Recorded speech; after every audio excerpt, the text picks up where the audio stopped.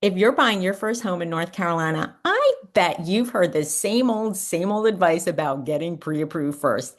And while that is so very true, please don't start touring houses yet, because there are some very important things for you to know that could literally save you thousands or maybe prevent you from moving forward at all. And truly, the last one is such a big mistake and can put such a big wrench in your move.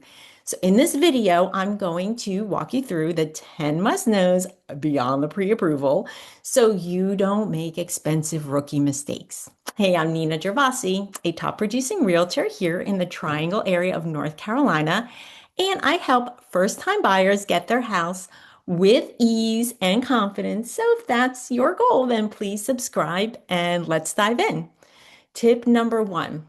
I said it, and we realtors sound like broken records, but it truly does all start with getting approved for a mortgage. Look, we don't want you to do any old approval. Let's make sure you get fully approved before you start looking at homes. And please, oh, please skip those online lenders, because here's the truth. Getting an approval with a local lender is way better than a traditional pre-qualification or pre-qual. So do not start looking until you are fully approved with a reputable local lender. A pre-qualification isn't enough. You want a full underwritten approval. So when you write up that offer, you look rock solid to the seller. And trust me, that makes a big difference. Skip the random online only teaser rates because, side note, those are typically full of hidden fees and don't usually close on time, which could cost you more money. In North Carolina, local lenders know our timelines, attorneys, and appraisers. So, and most importantly, they pick up the phone when we need them, 7 days a week. Keep in mind that banks won't do that. Tip number two is what you need to have ready to apply for the mortgage. Gather these together so you are fully prepared. Here's the list: a photo ID, driver's license or passport, proof of income, recent pay stubs, W-2s, maybe tax returns, bank statements for your down payments and deposits, debt documentation, car loans, credit cards, student loans, rental history, landlord info, lease. This will all help speed up the approval process and get you one step closer to home ownership. Tip number three is understanding the difference between North Carolina's two deposits: the due diligence fee and the earnest money deposit. If you haven't seen any of my past videos, this is one that you should definitely watch next to really get a full explanation about them. I'll include a link in the description below, but to keep it quick and easy to understand, the due diligence fee is non-refundable if you walk away for any reason, even a bad inspection report. But the earnest money deposit goes into an escrow account and could be returned to you depending on the timing, the contract. So you only pay the two deposits when your offer is accepted. The due diligence fee is paid directly to the seller, while the earnest money is held by the closing attorney. And both are credited back to you at closing. So the amount of each depends on the popularity of the home, its location, and market conditions. Again, more about that in my other video. Understanding these deposits could save you thousands in mistakes. Tip number four is that a certain amount of money must be liquid and ready to be dispersed as soon as your offer is accepted. Both deposits must already be in your account and ready to hand over as soon as your offer is accepted. No waiting on transfers or gift money or selling crypto.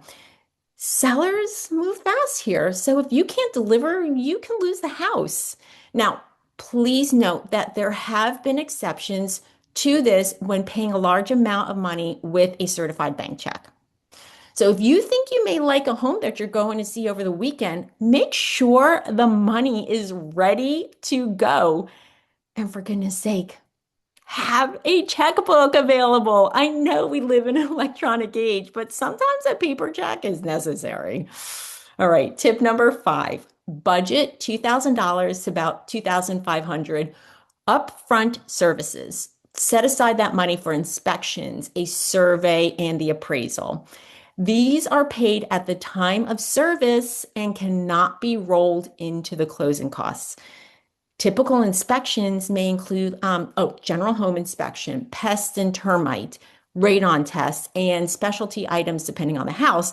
If your home has a septic tank or well water, then the amount you'll pay will be higher for those inspections. Same with the pool. All right, so we're halfway through the list, and I gotta ask, did you learn anything new that you didn't know before? If so, drop a comment below. I read each one, and I love to help when I can. Also, I created a handy dandy, a one-page first-time homebuyer master tips, and you can grab it in the description below.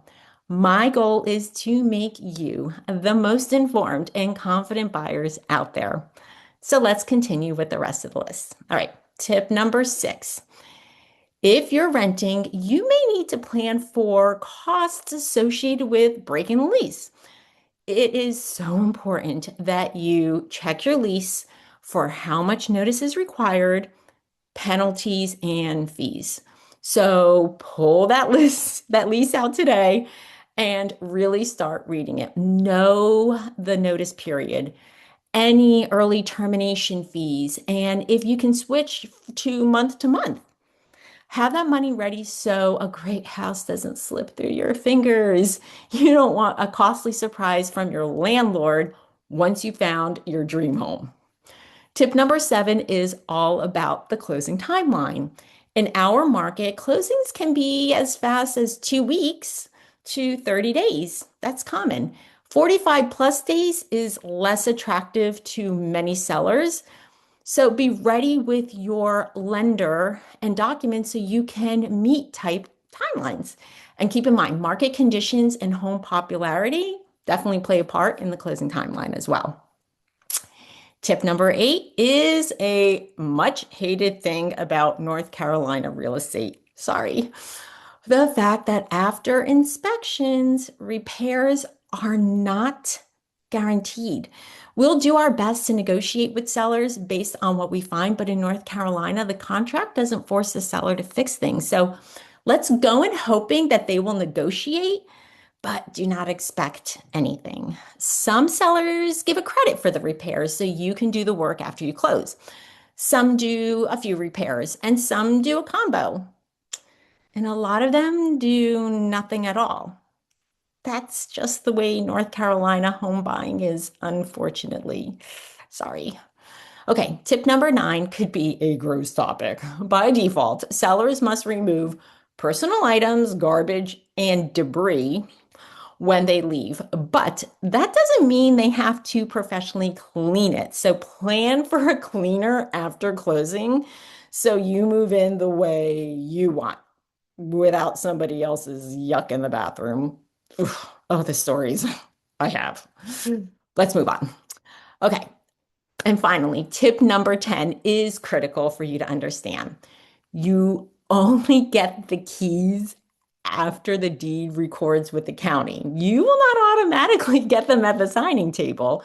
So whatever you do, don't book movers or schedule vendors for the day of closing. The best thing is to have them all arrive the next morning.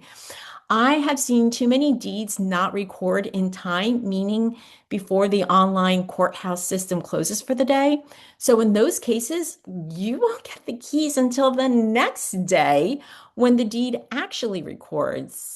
So if you have to quickly reschedule movers for the next day, there will be high penalties to pay, and they might not even have availability to do it the next day. So I cannot tell you how many times this has happened to my clients, and I remind them over and over again, do not book anything to be done at the house for the day of closing. I repeat, do not book anything to be done at the house for the day of closing.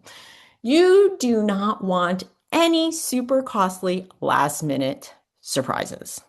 Okay, so there you have it. The top 10 things that first time homebuyers should know when purchasing in North Carolina. For some first time buyers, they may not have the due diligence and earnest money deposit plus the $2,500 for inspections, etc. May not have that. So if you don't have this money ready to go, then unfortunately, this stops you in your tracks from moving forward. These are showstopper for some. So start your home search after you have these funds ready to go. And don't forget to grab my one-page first-time homebuyer master tips in the description below and watch this video next for all of the info about the due diligence fee versus the earnest money deposit. I also have a one-page PDF that clearly outlines how these deposits work. Drop a question below if you're still unsure about something in the home buying process, and I will be happy to help out. Or feel free to reach out if you're ready to start your home search in the Triangle area, and we can set up a time to chat. Thank you for watching, and I will see you in the next video.